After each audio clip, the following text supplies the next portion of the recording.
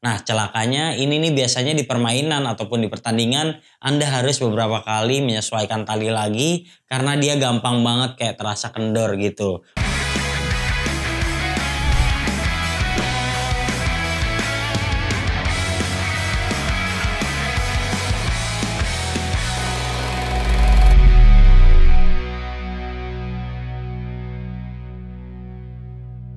Halo bowlers, balik lagi di channel Headsus Indonesia dan ini adalah DEM 8 Extended Play yang artinya generasi penerus dari DEM 8. Kita tahu kalau Dame Lillard itu adalah point guard yang jago banget 3 poinnya, kemudian dia memang pointer sejati. Lantas sepatunya hanya mendapatkan ubahan sedikit sekali. Jadi kayaknya sebelum DEM 9 Adidas mau memanfaatkan DEM 8 diubah sedikit seperti DEM 7 yang juga udah ada extended play-nya. Lantas seperti apa performa sepatu ini? Saksikan videonya sampai selesai.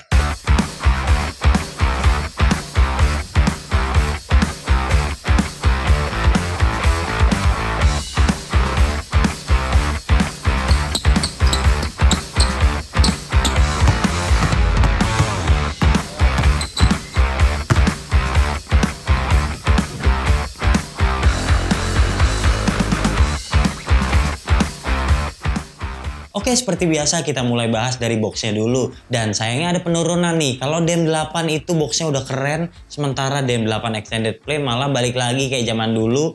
Kayak boxnya DEM 3 ada garis Adidas seperti ini.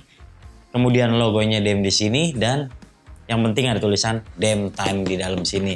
Lalu ini kertasnya juga standar banget. Nggak ada yang perlu dijelasin lagi untuk boxnya. Lanjut ke sepatunya. Nah ini dia sepatunya, ciri khas utamanya adalah strap di bagian depan. Karena kalau nggak ada strap, ini mirip banget sama DEM 8 yang bukan extended play. Nah kemudian yang bedain lagi adalah dia garis-garisnya ini nih di samping. Lalu bahan atasnya, dia sekarang menggunakan tekstil yang sebenarnya ini kayak suede, tapi ternyata bukan suede. Karena ini satu arah kayak gini nih. Terus ini juga bahannya gampang kotor. Lalu ciri khas lainnya adalah sekarang pull tab belakangnya ini lurus, kalau yang sebelumnya miring. Nah sisanya nggak ada lagi bedanya dengan DEM 8. Paling-paling di samping sini ada tulisan DEM Time. Itu aja soal desain menurut saya kurang menarik dan 7,5 dari 10.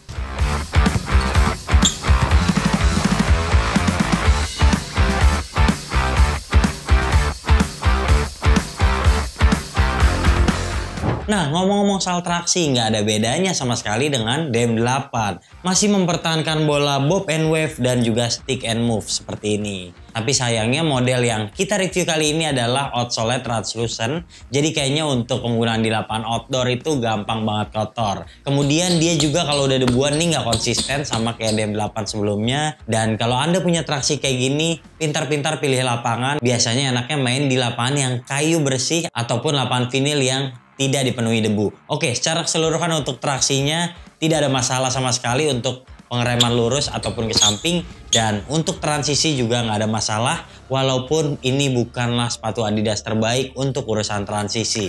Terus dia juga fractionnya sama. Cushionnya juga sama. Secara keseluruhan nilainya 9 dari 10.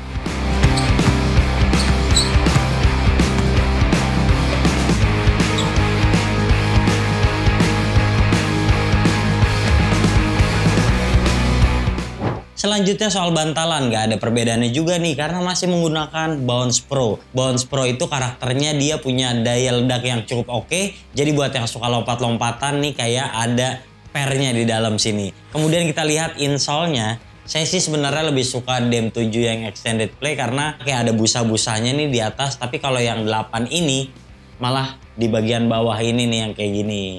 Lalu di atasnya polos, kemudian dia nggak ada barrier-barriernya di bagian belakang. Dan di bagian depan ini terasa flat. Oke, secara keseluruhan untuk bantalan nggak ada yang perlu dijelasin. Ini juga sepatu yang lebar, jadi untuk mendarat tentu menapaknya lebih sempurna. Banyak juga big man yang mengandalkan sepatu ini karena Bounce Pro itu terkenal awet dan nggak ada masalah untuk digunakan pemain dengan bobot di atas 100 kg. Secara keseluruhan nilainya 9,3.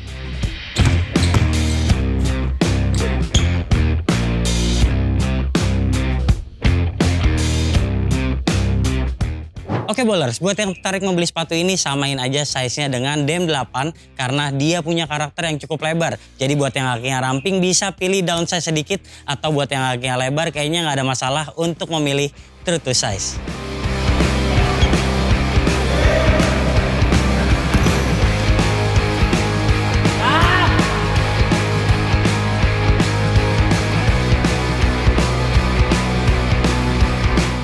Well, untuk bahan atas sebenarnya tidak ada improvement, malah menurut saya menurun karena bahan atasnya ini tekstilnya gampang banget kotor. Celakanya buat Anda yang hanya diberi jatah satu sepatu untuk digunakan lama, kayaknya ini jangan dipilih deh karena gampang banget kotor. Kemudian dia juga kalau keinjak ataupun tergores ini pasti berbekas dan susah dihilangin. Kemudian strapnya juga kita lihat tidak terlalu berfungsi ya, karena cuma hanya estetika saja. Adidas seakan ingin mengulur waktu sebelum peluncuran DM9, dia keluarin dulu yang extended play agar DM Lillard tetap ada di pasaran. Oke, secara keseluruhan selain bahan bagian samping yang berbeda, ini juga sekarang dia ada kulit sintetis di bagian tengah sini karena sebelumnya itu mesh yang banyak lubangnya.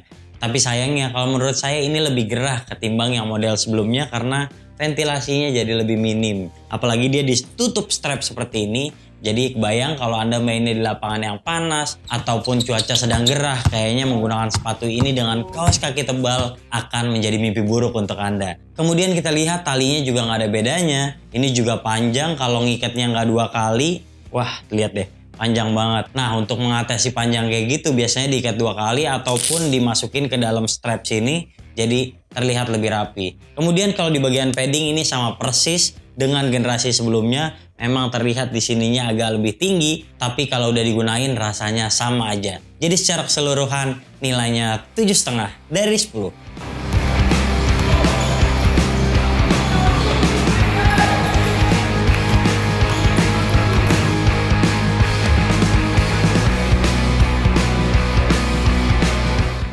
Nah, yang terakhir bahas kuncian, memang juga sedikit sekali nih ubahannya. Jadi kalau sekarang tuh cuma 1 layer di bagian dalam ini fuse-nya.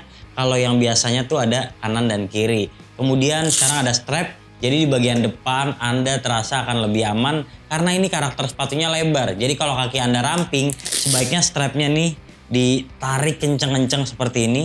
Memang tampilannya jadi kurang bagus, tapi paling nggak kaki Anda akan lebih terjaga dengan aman. Oke, untuk kestabilan ini nggak ada masalah sama sekali. Polanya seperti ini, kemudian dia telapaknya juga lebar, jadi mendarat enak banget. Kemudian kalau ingin pergelangan lebih terjaga dengan aman, tentu pastikan kunciannya ataupun ikatan talinya ini jangan sampai kendur. Nah, celakanya ini nih biasanya di permainan ataupun di pertandingan Anda harus beberapa kali menyesuaikan tali lagi karena dia gampang banget kayak terasa kendor gitu. Oke, di belakangnya saya suka ada jepitannya nih.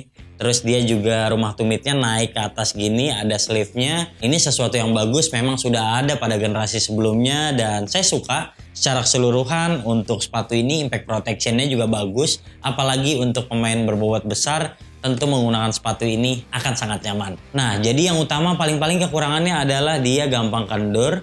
Kemudian kalau Anda kakinya ramping, sepatu ini tuh terasa roomy banget. Jadi ada beberapa ruang mati yang tidak bisa dihindari karena memang karakter sepatunya agak lebar. Secara keseluruhan untuk kuncian nilainya cukup di angka 8.